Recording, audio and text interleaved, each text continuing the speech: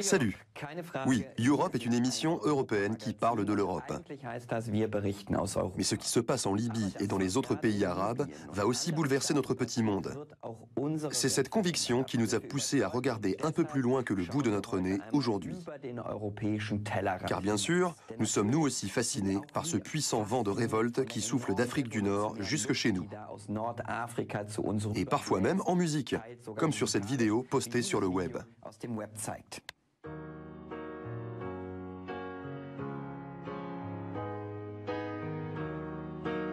It's very bad for my government. I haven't food, I haven't anything. Me and my children, I will die today.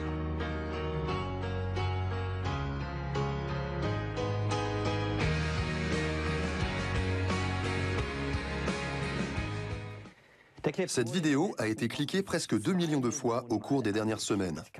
Rien de très étonnant. Elle montre en effet de façon très éloquente à quel point le désir de vivre librement et dignement peut donner des ailes. Une vérité qui se vérifie dans tous les pays qui viennent de se rebeller, sont en train de le faire ou s'y apprêtent. Ils n'acceptent plus de vivre sous la coupe des puissants et encore moins d'être réprimés. Mais que veulent-ils au juste?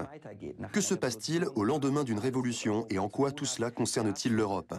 C'est le sujet de ce Europe venu d'un autre continent. De la Tunisie à l'Europe. Pourquoi l'Europe attire-t-elle encore autant de Tunisiens? Et, de l'Europe à la Tunisie, de jeunes Tunisiens tournent le dos à l'Europe pour aller réinventer leur pays. Je me prépare à rentrer en Égypte, au plus tard l'an prochain, parce que j'éprouve un vrai sentiment d'appartenance là-bas. Et j'aurais affreusement honte de ne pas participer à la restructuration de mon pays. De nombreux jeunes Tunisiens qui s'étaient construits une vie en Europe, loin de l'oppression et de l'absence de perspective, retournent dans leur pays suite à ce qu'on a appelé la révolution de Jasmin. Un pays où rien n'a encore vraiment changé, mais où tout a déjà une autre saveur. La tâche est colossale. Et oui, car la Tunisie n'envisage pas moins que de se réinventer intégralement et de tout améliorer. Oui, mais comment?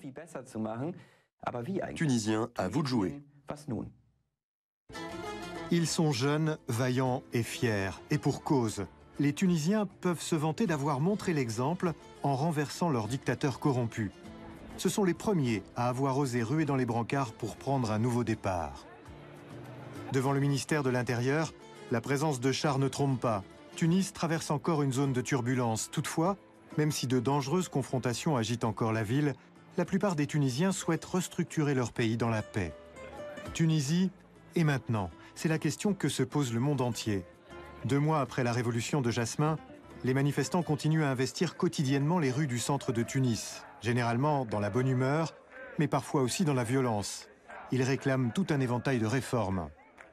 Et nous autres Européens avons intérêt à être attentifs, car le vent de la critique ne souffle pas seulement à l'intérieur du pays. On a un peu des suspicions pour les gouvernements quand on voit la position de la France qui a été contre nous, peuple tunisien qui revendiquait notre liberté. On n'a plus confiance à ce gouvernement. Mais par contre, on aimerait bien peut-être voir et demander le soutien de la société civile de la France et de toute l'Europe. De l'Union européenne, franchement, dans la rue tunisienne, il y a une petite rancune, surtout envers la France, parce qu'elle a soutenu jusqu'au bout le gouvernement, l'ex-dictateur Ben Ali.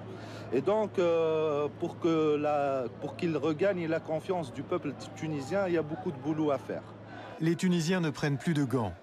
L'Europe devra s'y faire, et vite, car les Tunisiens sont bien décidés à profiter pleinement de leur liberté d'opinion, si courageusement acquise. Ils sont probablement nombreux à partager l'opinion de Zeynep Ben Othman. Je suis très fière. Cette liberté, le peuple s'est battu pour l'obtenir. C'était un acte de libération qui s'est fait presque sans violence. Et ça me rend extrêmement fière. Cette jeune politologue a dans ses bagages une bonne dose de savoir-faire européen. Si elle vit et travaille depuis quelque temps dans un quartier paisible de la banlieue proche de Tunis, Zeynep a grandi en Allemagne et suivi tout son cursus universitaire à Francfort. Aujourd'hui, elle nourrit de grands projets dans sa patrie. Elle est notamment en train de développer une sorte de bourse du travail en ligne à l'intention des Tunisiens en Tunisie et à l'étranger. Notre réseau incite les citoyens à s'entraider dans l'entreprise de restructuration du pays. Il faut mettre toutes nos ressources en commun et essayer de voir ce qu'on peut s'apporter les uns les autres. Concrètement, Zeynep a tenu le raisonnement suivant. Partout dans le monde, il y a des Tunisiens qui ont des idées qui peuvent profiter au pays dès à présent. Il suffit de mettre en relation les personnes qui ont ces idées avec des investisseurs et des entreprises à même de les concrétiser. C'est ce que la plateforme Internet doit mettre en œuvre. Celui qui a une idée ou recherche du travail décrit son projet ou son savoir-faire dans son profil.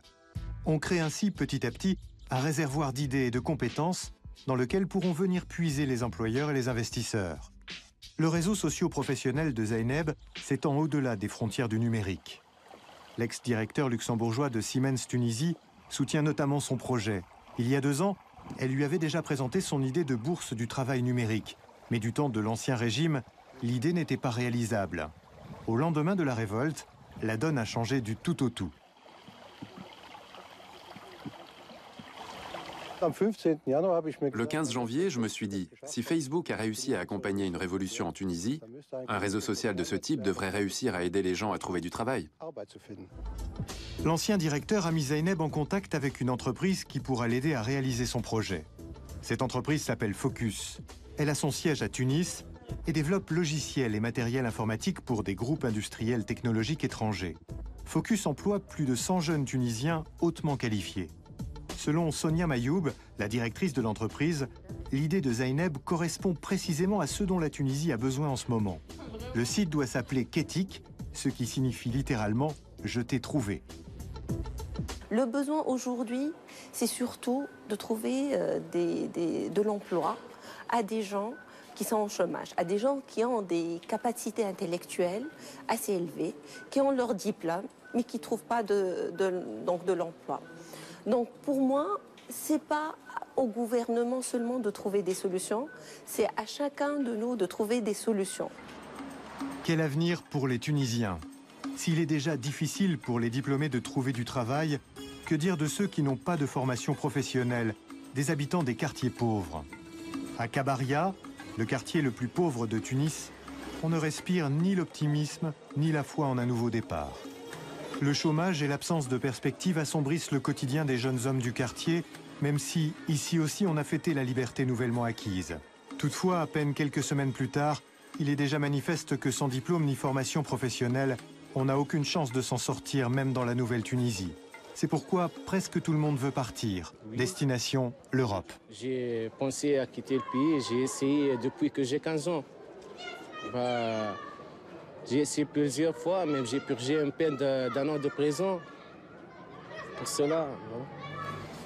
Quand les habitants de Kabaria réussissent néanmoins à trouver un travail, c'est toujours comme ouvriers non spécialisés et leur maigre salaire ne leur permet pas de subvenir à leurs besoins. Ils nous expliquent que le simple fait qu'ils viennent d'un quartier défavorisé les pénalise d'emblée sur le marché du travail. Ils savent qu'on ne veut pas d'eux non plus en Europe, mais ça leur est égal. Même si l'Europe élève 1000 barricades, on ira quand même. L'Union européenne nous a promis de nous aider. Si cette aide n'arrive pas jusqu'à nous, on ira jusqu'à elle. À quoi ressemblera la Tunisie de demain? C'est aussi la question que se pose le gouvernement de transition qui siège au sein des anciennes murailles de Carthage, celle-là même qui protégeait auparavant la résidence de Ben Ali, l'ex-président tant haï. Jusqu'au 14 janvier, Eliès Jouini était vice-président de la prestigieuse université Paris-Dauphine. Et puis il a reçu un appel téléphonique. Pouvait-il venir à Tunis donner un coup de main au gouvernement de transition? Parti le lendemain, il s'est retrouvé d'un jour à l'autre ministre des Réformes économiques et sociales et de la coordination avec les ministères concernés. Pour nos jeunes qui souhaitent partir, je comprends ce souhait et nous sommes conscients du problème énorme des diplômés chômeurs. Nous avons près de 150 000 diplômés du supérieur et qui sont aujourd'hui à la recherche d'un emploi. Et qui sont à la recherche d'un emploi depuis des années pour certains d'entre eux. Pour cela, la Tunisie sollicite l'aide de l'Union européenne. Tunisie et maintenant. Zeynep, la germano-tunisienne, a déjà une réponse à cette question, tout au moins en ce qui la concerne. Je suis très optimiste. car l'atmosphère est favorable. Tout le monde sait désormais qu'il faut faire quelque chose en Tunisie. On ne se demande plus si les choses vont changer, mais comment, à quelle vitesse et avec quelles ressources. En ce qui me concerne, je ne doute pas. Les choses vont changer.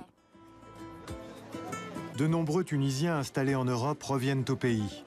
Ils veulent participer au redressement de la Tunisie suite à la chute de la dictature, la tête pleine d'idées et d'espoir. Mais combien d'autres Tunisiens tourneront le dos à leur pays en quête d'une vie meilleure? Cela dépendra aussi de l'aide que l'Europe voudra bien leur accorder.